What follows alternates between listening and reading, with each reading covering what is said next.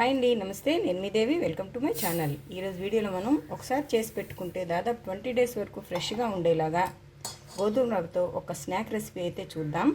Summer వచ్చేసింది కదా, పిల్లలు ఇంట్లో ఉంటారు, తినడానికి ఏదో ఒకటి అడుగుతూనే ఉంటారు. మరి అలాంటప్పుడు ఈజీగా త్వరగా అయిపోయే స్నాక్ రెసిపీ ఏదైనా ఉంది అంటే అదే రవ్వతో చేసే చిప్స్. ఇది చాలా తక్కువ ఇంగ్రీడియంట్స్తో చాలా తక్కువ టైంలోనే ఇంట్లోనే ఈజీగా ప్రిపేర్ చేసేసుకోవచ్చు. అస్సలు ఆయిల్ పీల్చకుండా తిన్న కొద్దీ తినాలనిపించే ఈ రవ్వ చిప్స్ని చూడండి, ఎంత క్రంచీగా వచ్చాయి కదా. అలాగే ఆయిల్ కూడా ఎక్కడ పీల్చకుండా వస్తాయి. మరి ఎంతో హెల్తీగా చాలా ఈజీగా తక్కువ టైంలో చేసుకుని ఈ రవ్వ చిప్స్ తాలూకా ప్రాసెస్ ఏంటో ఇప్పుడు మనం వీడియోలో చూసేద్దాం. మరి రవ్వ చిప్స్ కోసం నేనైతే ఇలాగా 1.5 గ్లాసు రవ్వను తీసుకున్నాను. ఇప్పుడు ఈ రవ్వ మొత్తాన్ని మిక్సర్ జార్లోకి యాడ్ చేసేసుకోండి.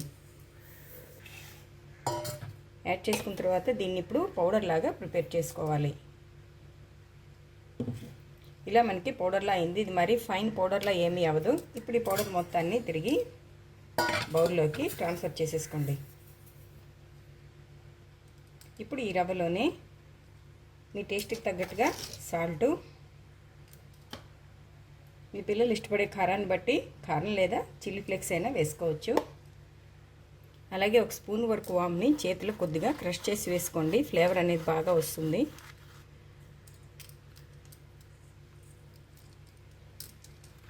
అలాగే ఒక 3 టేబుల్ స్పూన్ల వరకు ఆయిల్.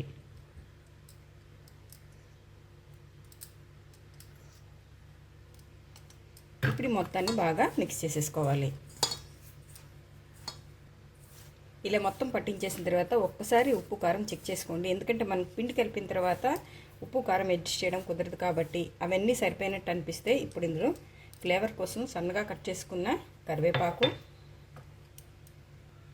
కొద్దిగా ఇంగువ వేసేసి మరొకసారి వీటన్నిటిని కలిపేసుకోండి.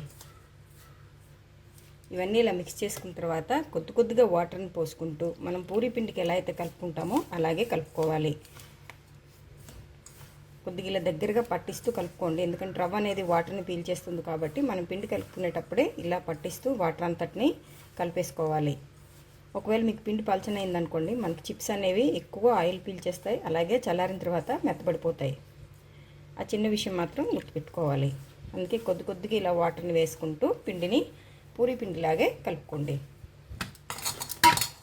ఇలా మనకి పిండి కలుపుకోవాలండి. కొంచెం హార్డ్గానే ఉండాలి పూరీ పిండిలాగా. ఇలా మొత్తం కలిపేసుకున్న తర్వాత ఇది ఆరిపోకుండా దీని మీద కొద్దిగా ఆయిల్ని వేసేసి ఒకసారి మొత్తం పైన పట్టించేయండి.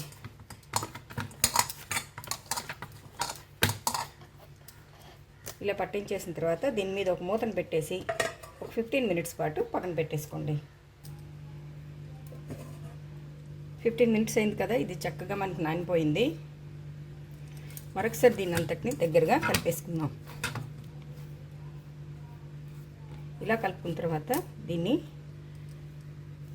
మీకు వీలుండే విధంగా 2 పార్ట్స్ కానీ 4 పార్ట్స్ కానీ డివైడ్ చేసుకుని రెండో పార్ట్ ఆరిపోకుండా దీని మీద ఒక మూత పెట్టేసి పక్కన పెట్టేసుకోండి. మధ్యలో ఇలా పొడిపిండిని అద్దుకుంటూ పల్చగా స్ప్రెడ్ చేసేసుకోండి. ఇలా పల్చగా ఉత్తేసుకొని అంచులు ఏమైనా అనీవెన్గా ఉంటే వాటిని కట్ చేసుకున్న తర్వాత మీకు కావాల్సిన షేప్లో వీటిని కట్ చేసుకోండి. పూరీ కట్టర్తో కానీ లేదా చాక్తో కానీ మీకు ఎలా వీలైతే అలాగా కట్ చేసేసుకోండి. ఇలా కట్ చేసిన తర్వాత ఇవి చాలా ఈజీగా వచ్చేస్తాయి మనకి ఫ్లోర్ నుంచి.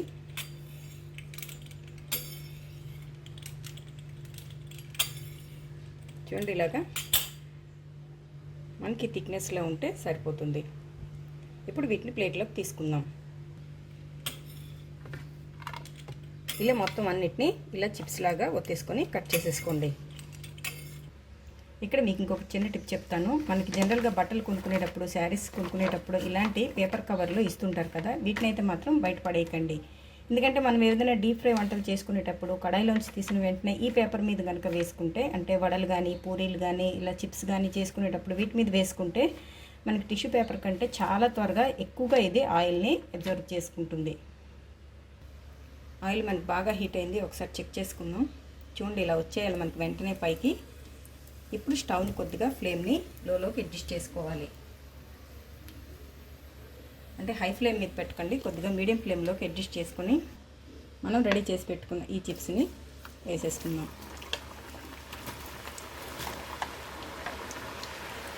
వేసిన వెంటనే కత్తించకండి.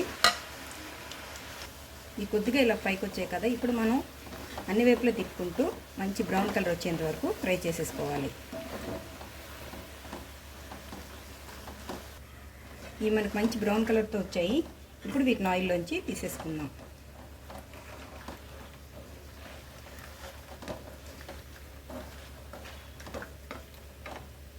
అంతే, ఇలా అన్నిటినీ ఫ్రై చేసేసుకోవడమే.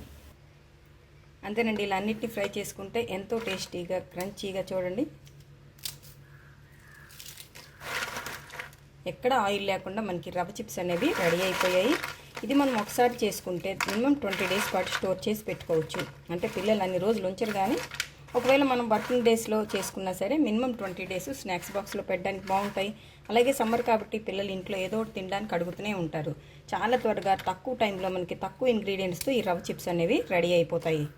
ఏంటి ఫ్రెండ్స్, ఈ రెసిపీ మీకు నచ్చిందా? ఈ రెసిపీ మీకు నచ్చితే ఒక లైక్ కొట్టండి. మీ ఫ్రెండ్స్తో ఈ రెసిపీని తప్పకుండా షేర్ చేయండి. అలాగే మరిన్ని టేస్టీ హెల్తీ రెసిపీస్ కోసం అదే క్రియేషన్స్ని సబ్స్క్రైబ్ చేసుకోండి. Thank you for watching.